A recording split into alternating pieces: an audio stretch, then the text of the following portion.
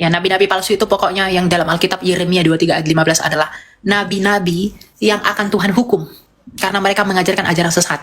Ya, memang tidak dirujuk especially kepada siapa, Tuhan tidak merujuk itu, tetapi Tuhan beri tandanya. Tanda yang pertama, dia dari luar Israel, dan ini sering bersangkutan, dia dari luar Israel.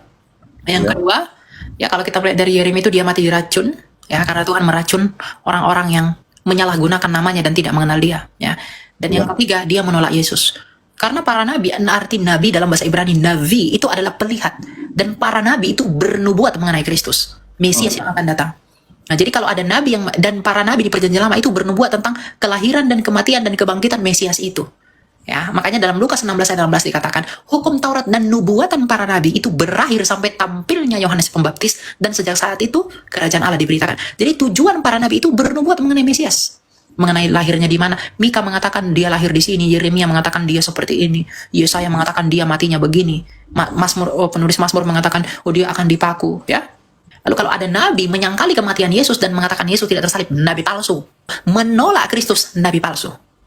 Makanya dalam Galatia 1 ayat 8 dikatakan, sekalipun salah seorang di antara kami atau malaikat yang dari surga memberitakan Injil yang lain, Injil yang benar itu adalah kematian dan kebangkitan Kristus. Itu kabar sukacita bagi kita. Lalu kalau ada orang dari negeri antah berantah mengatakan Yesus tidak salib, nabi palsu. Itu sudah sangat-sangat palsu.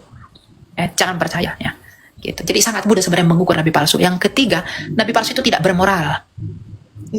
Ya, dia akan melakukan perbuatan-perbuatan yang gak benar, yang melawan ketentuan Allahnya Abraham, Ishak dan Yakub.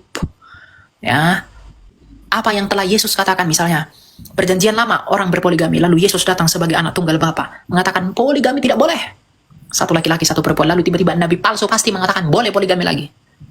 Ya, itu nabi palsu itu yang begitu.